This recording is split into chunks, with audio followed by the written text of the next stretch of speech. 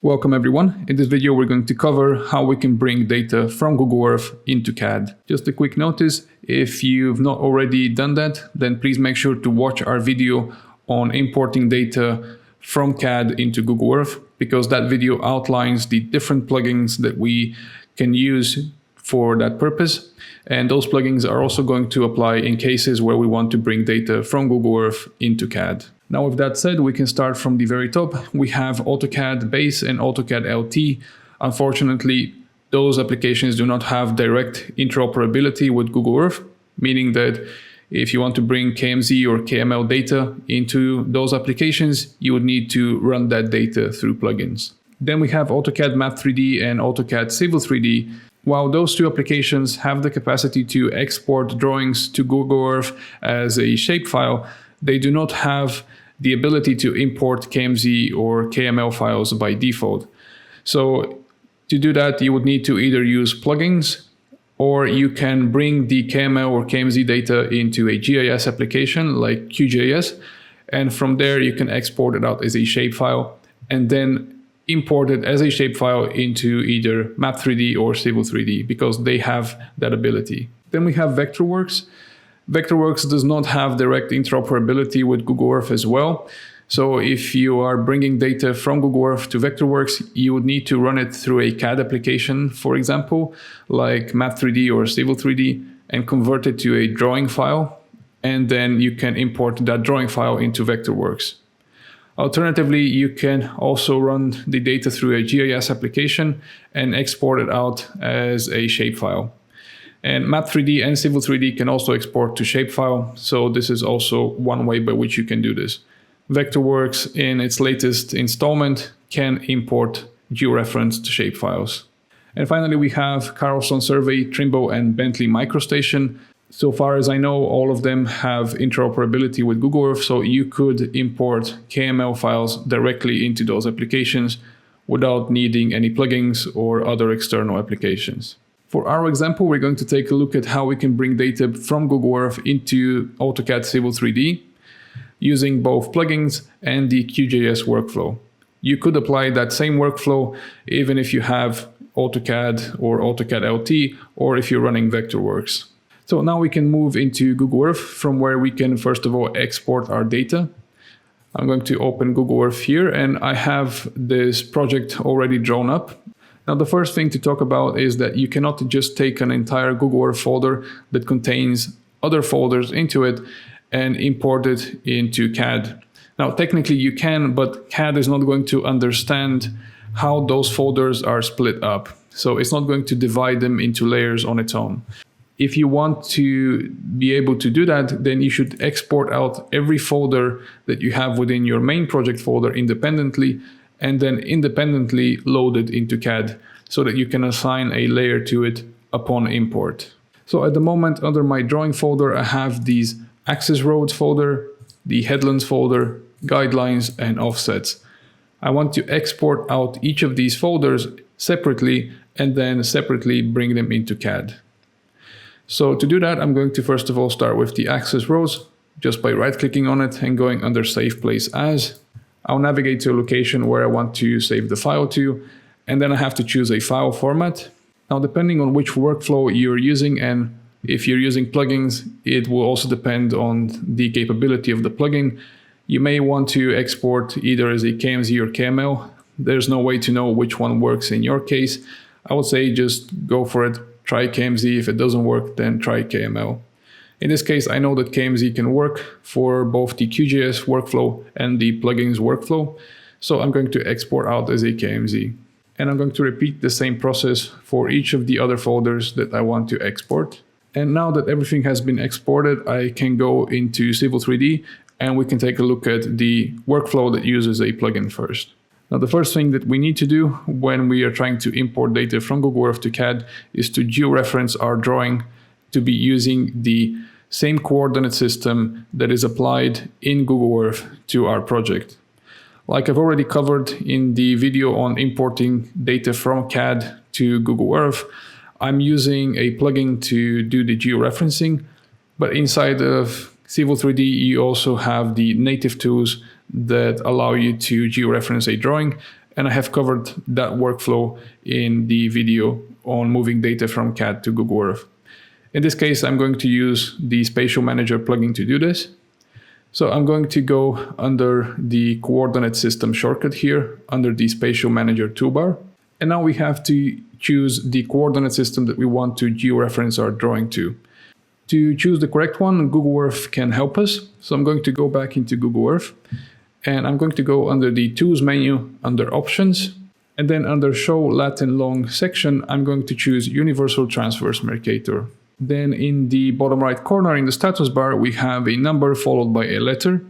The number is the UTM zone number that our view is currently looking at. And the letter is irrelevant. All we have to know is the project located in the northern hemisphere or is it in the southern hemisphere? And we can simply zoom out of the project and see which hemisphere it is located in. Obviously, this project is located in the northern hemisphere.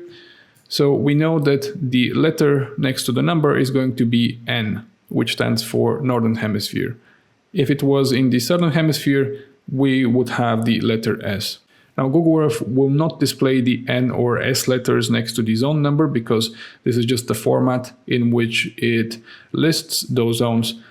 However, this is what we're going to be looking for under the list of coordinate systems inside of CAD. So you only need to remember, is the zone in the Northern Hemisphere or the Southern Hemisphere? Now with that information, I can go back to CAD. And then under the search field, I'm going to type UTM, which is our datum. And then we know that our project is in zone 15N. Now this is going to give us a list of all of the coordinate systems that match these keywords. I'm looking for the WGS 84 datum using the UTM zone 15N projection. And I'm looking for this to be in feet. So either the one that says just feet or feet US in the brackets is going to work. I know that the project is using feet because it is located in the US and I was using feet when I was creating it. So I want to georeference my drawing also to the same units. So I'm going to use the WGS84 UTM zone 15N in feet, and I'm going to click on select. And now our drawing has been georeferenced and we're ready to import our data. Under the Spatial Manager toolbar, we have the import wizard. So I'm going to click on that shortcut. And this will prompt us to locate the file that we want to import. Now I placed all of the files on my desktop. So if I navigate to the desktop, I'm going to see them here. I'm going to select the access roads first and import that.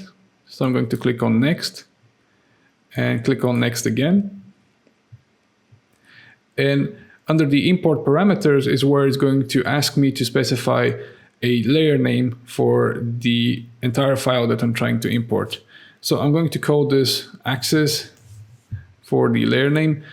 And you also have a bunch of other settings that you can toggle on here. For example, if you had elevation values that you want to assign to all of the features within this layer, you can toggle on the elevation tick box here, and then you can specify which field from within the imported features should be referenced for assigning the elevations. But our features do not have any elevation values assigned, so this is irrelevant, and I'm not going to toggle it on in this case. So with that done, I'm going to click on next again. From this next window here, we can apply a coordinate system to the imported features if we haven't already done that. But since we georeferenced our drawing already, then that coordinate system will be applied automatically. But you can also do it from this menu here. And with that done, I'm going to click on next and finally click on finish. The features will be imported, and when it's ready, I can click on close. And it's going to automatically navigate the viewport to where those features are located in the drawing. Now we simply have to repeat this process to import the remaining data. So again, I'm going to go under the import wizard, select the guidelines, click on next and assign a layer name to them, and then just click on finish directly, as I don't need to go through the other steps. And now again for the headlands, I'm going to assign a layer name and directly click on finish. And then finally, we have the offsets. So now our entire drawing has been moved from Google Earth to CAD. The plugin is not going to necessarily preserve the style that you have applied to your drawing inside of Google Earth. So we can see that we have a different style in Google Earth than now we have in CAD. And just to verify that the drawing has been correctly georeferenced, I'm going to select all of these features just by making a marquee selection inside of CAD. And then I'm going to click on the Export to Google Earth button under the Spatial Manager toolbar. I will choose to export only selected objects, and I'm going to press OK. It's going to ask me to save the file somewhere. I'm going to save it to my desktop and click on Save. Everything will be exported out, and I can click on either Open in Google Earth or Open File Location. I'm just going to open directly inside of Google Earth. And now if I uncheck the visibility of my original drawing, we should see the one that I imported from CAD now overlay perfectly. Now there are a couple of things to mention. The first one is that you cannot move images directly from Google Earth into CAD. So if you have any rasters loaded inside of Google Earth, or maybe you have some photos or other images attached to any of your features in Google Earth, you will not be able to bring those into CAD using any plugin that I know of. The other thing to mention is that if you have the Spatial Manager plugin, you can export a drawing from CAD and into shapefile. And then you can use that shapefile to load the drawing into something like Vectorworks. You can also use the native tools inside of Civil 3D or Map 3D to do the same thing. However, if you have AutoCAD Base or AutoCAD LT, then those applications do not have that ability natively. So you would have to use a plugin like Spatial Manager to do that. So this is one way by which we can bring data from Google Earth into Vectorworks, just by bringing it into CAD and exporting it out as a georeferenced shapefile or as a drawing. So either way would work. Now we can take a look at the QGIS workflow. So we're again going to export data from Google Earth and move that into QGIS, and from there export it out as a shapefile that we can load into Map 3D, Civil 3D, or Vectorworks. This workflow is not going to work if you have AutoCAD LT or AutoCAD Base, unfortunately, since, as I already mentioned, those will always require a plugin. Now, since we already exported our data out from Google Earth, all we have to do is to import it into QGIS. This is very straightforward to do. All we have to do is to navigate to where I saved out all of those files, select all of them, and simply drag and drop them into the QGIS viewport. Now the layers will be loaded in the layer stack, and from here to export them out as a KMZ or a DXF file, we can simply right-click on the layer, go under Export, and then save features as. We will have to do this for each layer independently because QGIS does not have the capacity to export more than one layer at once. So from the exporting options here under Format, we can set either Esri shapefile or AutoCAD DXF. In this case, I'm going to use shapefile, so I'm going to select that. And then we have to give it a file name and a location. You can simply click on the ellipsis button to the far right of the file name field, navigate to the location where you want to save out the shapefile to, and give it a file name. I'm going to call this Headlands, and I can click on Save. Now we can assign a coordinate system to the output. From the drop-down menu here, you're going to see a list of the most recently used coordinate systems that you may have assigned previously inside of QGIS. If you do not see the one that you want to assign, you can click on the globe button to the far right. Now from the filter search field, we can look for the coordinate system that we want. I know that I'm looking for UTM zone 15N. So I'm going to type that in the search field and scroll down until I see WGS84 UTM zone 15N. I'm going to select that and press OK. From the fields to export section, we can choose which attributes we want to export out with these features. In this case, we don't have any important attributes that I want to preserve. But for example, if you had elevation values or specific names that you have given to your features that you want to export out with them, you can choose those fields here. In this case, I'm going to deselect everything and then just tick the box next to the name as the only attribute I want to export. All other settings can stay at default. I'm going to untoggle the box where it says Add Saved File to Map, which is going to simply import the file back into the QGIS project and place it under the layer stack. I don't want to do that in this case, so I'm going to keep this untoggled. the file will be exported out, and there will be a link to it right here at the top of the viewport. Or I can simply go to the folder where I exported it out to, and we can see it here as headlands.shp. Notice that the shapefile was exported with these complementary files. It is very important that all of these files stay together in the same folder because they're actively referencing each other.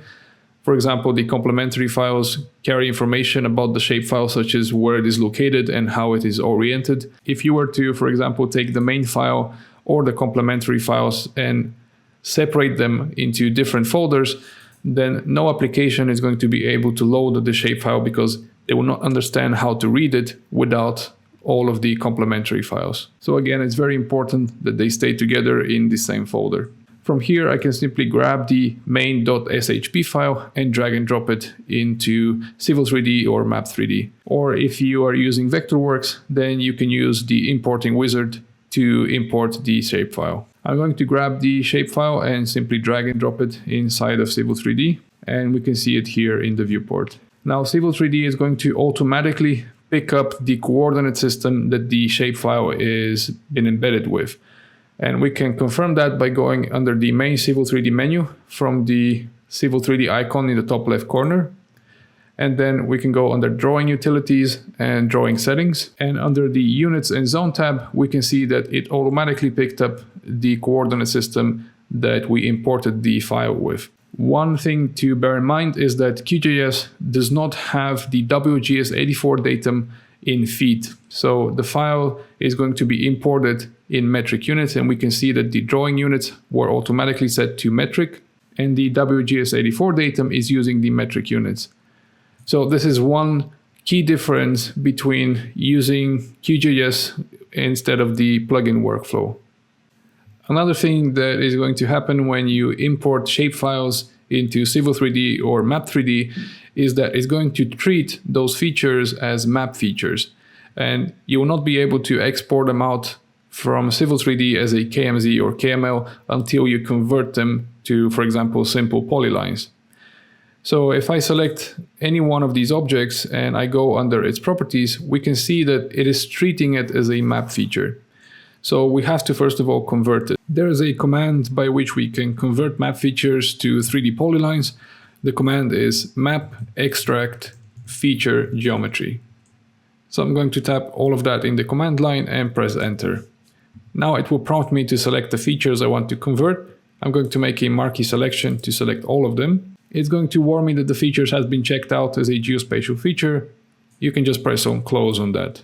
And now with the features selected, just press enter and they'll be converted to 3D polylines.